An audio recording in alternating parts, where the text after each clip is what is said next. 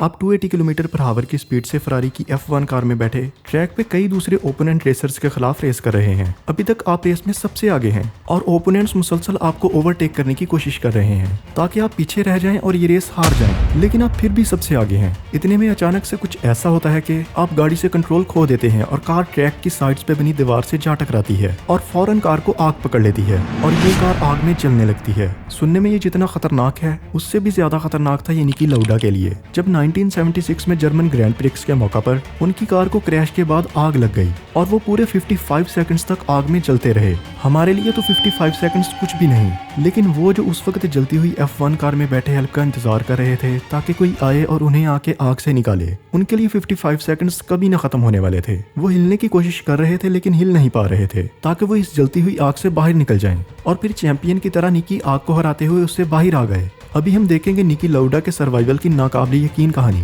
उनकी James Hunt के साथ राइवलरी और कैसे उन्होंने क्रैश के बाद कमबैक किया और फिर वो 3 बार F1 वर्ल्ड चैंपियन भी बने। निकी लाउडा का पूरा रेसिंग करियर उनके F1 में अर्ली डेज से लेकर एक चैंपियन बनने तक सक्सेस, राइवलरी और पैशन से भरा हुआ है। निकी ने रेसिंग ट्रैक पे बहुत चैलेंजेस देखे, बहुत रिस्क उठाए और वो पुरअज़म थे सबको हराकर जीतने के लिए। इतने में आता है निकी के शानदार करियर का सबसे डार्केस्ट दिन। उस दिन उनके साथ ट्रैक पे उनके सबसे बड़े राइवल जेम्स हंट भी रेस कर रहे थे और निकी की सब स्किल्स के बावजूद उनकी F1 फरारी क्रैश कर गई।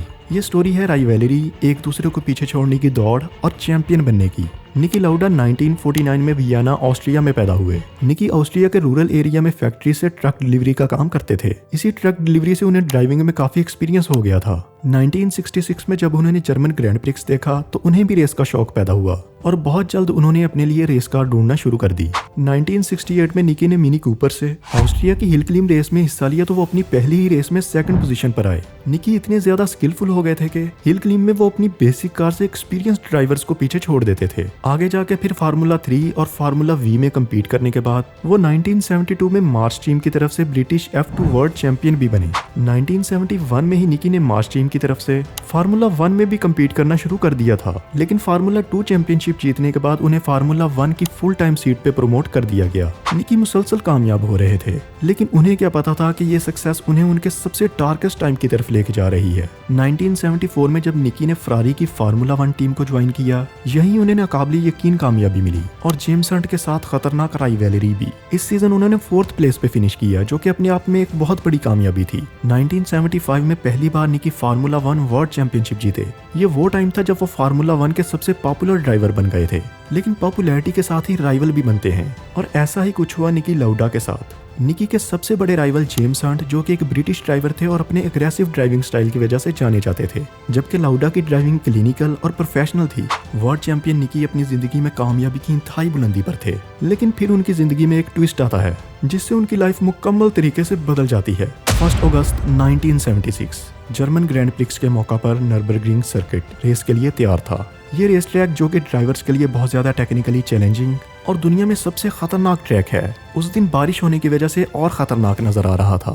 इस ट्रैक पे 100 से भी ज्यादा ड्राइवर्स अपनी जान गंवा चुके थे। लाउडा ने grand prix drivers association meeting पर ट्रैक की हालत को लेकर अपने कंसर्न जाहिर किए थे और रेस बाइकआउट के लिए भी कहा। निकी नürburgring के पुअर फायर इंजिन्स और नाकस सेफ्टी क्रू स्टैंडर्ड्स को लेकर अपनी परेशानी जाहिर कर रहे थे, लेकिन दूसरे ड्राइवर्स ने उन्हें रद्द करते हुए रेस के हक में वोट दिया। अब रेस होना ही थी। नürburgring ट्रैक पे सब F1 कार्स लाइन में लग चुकी थी। लाउडा भी F1 कार में सीट बेल्ट कसते हुए तैयार बैठे थे। उन्हें क्या पता था कि रेस शुरू होते ही कुछ मिनट्स बाद जिस चीज से वो डर रहे हैं वही इंसिडेंट उनके साथ होगा। रेस शुरू हो गई।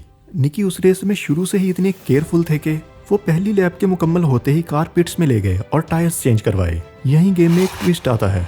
फरारी F1 के नए टायर्स, जो कि अभी ट्रैक पे वार्म हो ही रहे थे, कि सेकंड लैप में बर्गवर्क से पहले फास्ट लेफ्ट टर्न लेते हुए निकी गाड़ी से कंट्रोल खो बैठे और उनकी कार सीधा एम्बांकमेंट से जा टकराई। ये टक्कर होते ही कार घूमते हुए शोलों की लपेट में आ चुकी थी। आग से भड़कती हुई कार में निकी फंसे हुए थे, लेकिन निकी के लिए अभी इससे भी बुरा होना बाकी था। तेज स्पीड में ब्रेक्स लगाने के बावजूद पीछे से आती हुई ब्रेट लुंगर की F1 फोर्ड निकी की कार से जा टकराई और कार को किनारे पे धकेल दिया। इससे हालात और कशीदा हो गए। निकी कार से निकलने की कोशिश कर रहे थे, लेकिन वो निकल नहीं पा रहे थे।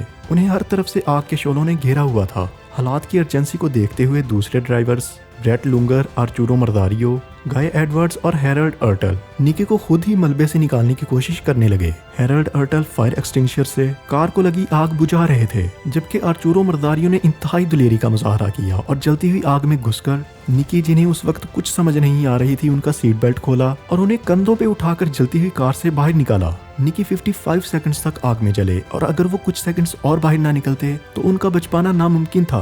निकी अपनी पूरी लाइफ हमेशा आर्चूरो मर्दारियों के थैंकफुल रहे कि उन्होंने जलती हुई आग में कूदकर उन्हें बचाया। मिरेकुलसली लाउडा बच तो गए, लेकिन उनकी इंजरीज इतनी शिद्दत वाली थी कि वो हॉस्पिटल में कई दिन तक बेहोश रहे। खास तौर पे उनका चेहरा और हाथ बहुत ज्यादा जल चुके थे और उनके लंग्स को आग के धुएं से बहुत नुकसान पहुंचा। माना जा रहा था कि निकी लाउडा का दोबारा सेहतयाब होना लंबे अरसे तक बहुत मुश्किल होगा, लेकिन वो रेसिंग में वापसी के लिए डिटरमिन्ड थे। एक्सीडेंट के सिर्फ 6 हफ्ते बाद लाउडा ट्रैक पे वापस इटालियन ग्रैंड प्रिक्स में रेस के लिए तैयार थे। इस सीजन उन्होंने चौथे नंबर पर फिनिश किया। लाउडा डेथ को चीट करके वापस आए और 3 बार F1 वर्ल्ड चैंपियन बने। निकी लाउडा का कमबैक इंतहाई जुर्रत और जज्बे से भरा हुआ है। लाउडा F1 के कामयाब 3 ड्राइवर्स में से एक माने जाते हैं। निकी की कहानी पूरी दुनिया में F1 ड्राइवर्स और फैंस को इंस्पायर करती है। वीडियो देखने का शुक्रिया। बाकी उस साल F1 world champion James Hunt बन गए थे।